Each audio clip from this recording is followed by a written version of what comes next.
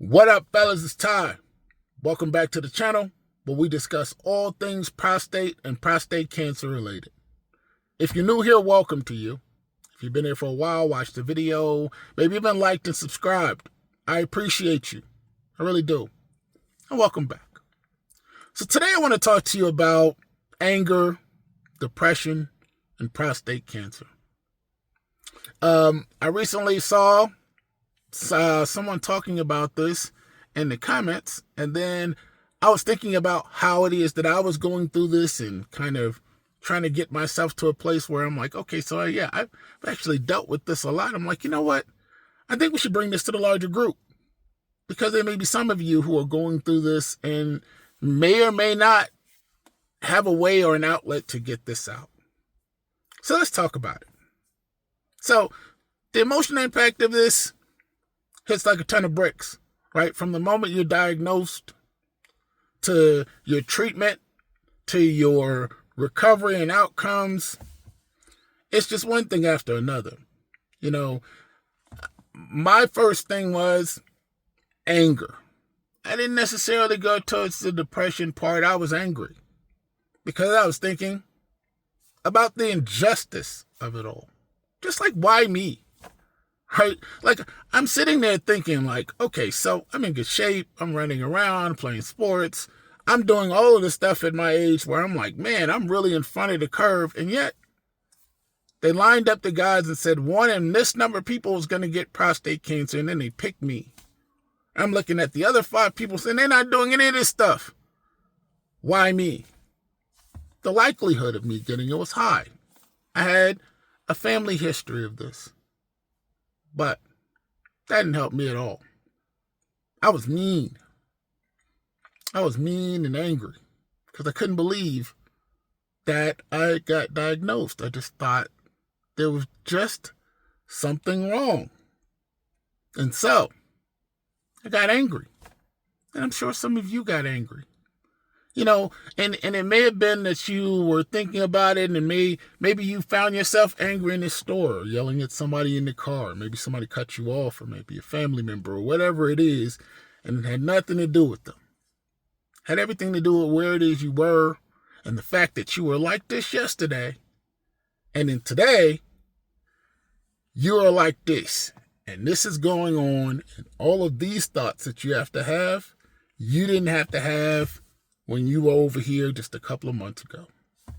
I get it. The hormonal changes that we go through, if you get your prostate cancer removed, or if you're having radiation, or if you're having, especially if you're having the hormone treatments, it's tough. It's tough. Because it changes everything about it is how you think about things, how you see things, and where it is that you're going. And so, you can find yourself very, very angry. I mean, you can imagine that trying to cope with this and someone's asking you to go somewhere. And you are telling them no. And it sounds like you just don't want to go.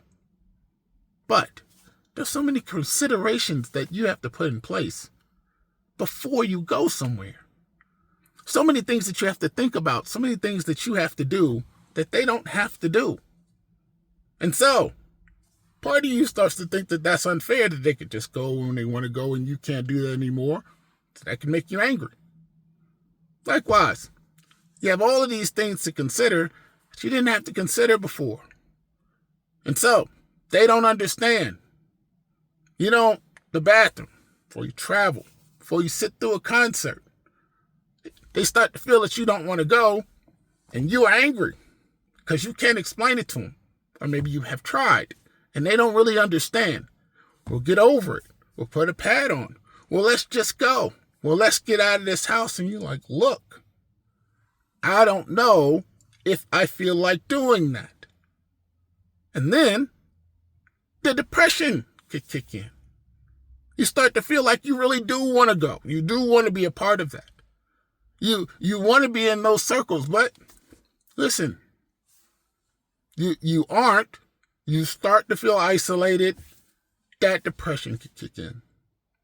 Now, I'm not telling you it's easy to get out of any one of those, right? I really think that if you are having depressive thoughts and you are in a depression or believe that you've either been diagnosed in depression or maybe you kind of feel that you go get some assistance, that you go find some medical assistance and talk to someone, right? Because you don't want to go down that rabbit hole, because I don't know that it's easy to get out of that.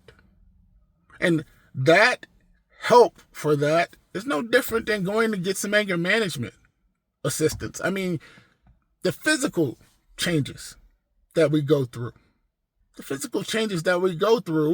are not changes you expected as a man. You didn't expect any of this.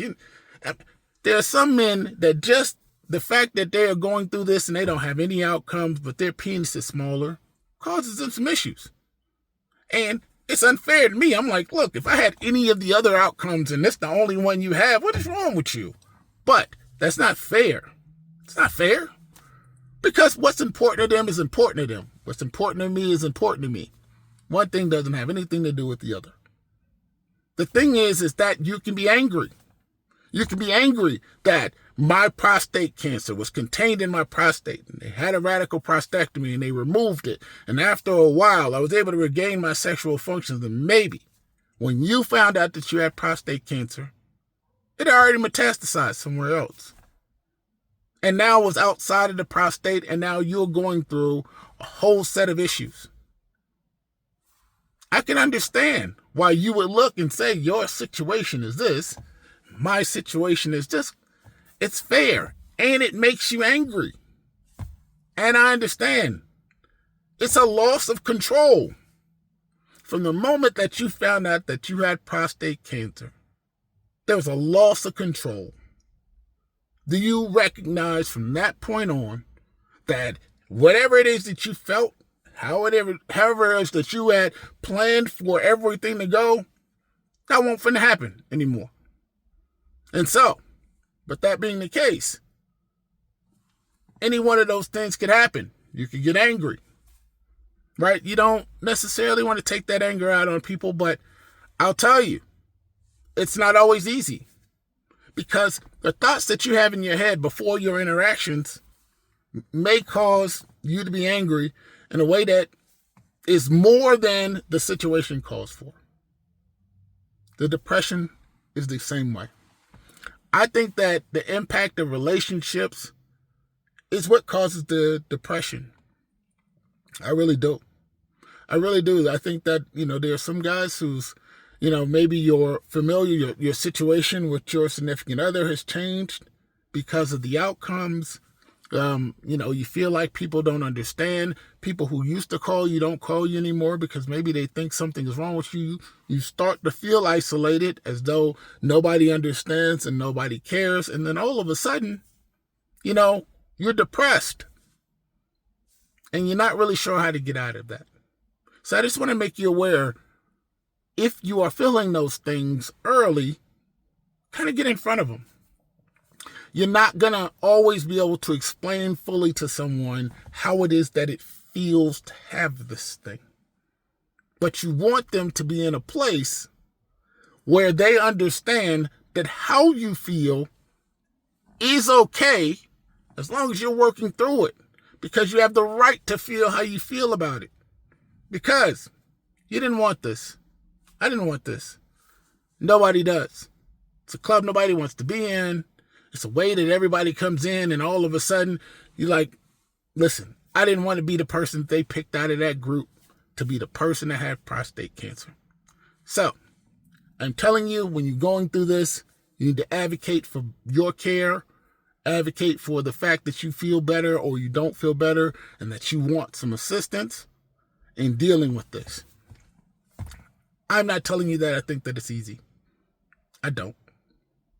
I'm not telling you that you shouldn't go through these things.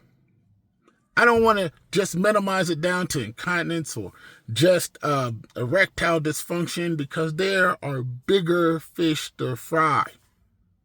Depending on the job that you have and what it is that you have to do, maybe you can't do that anymore.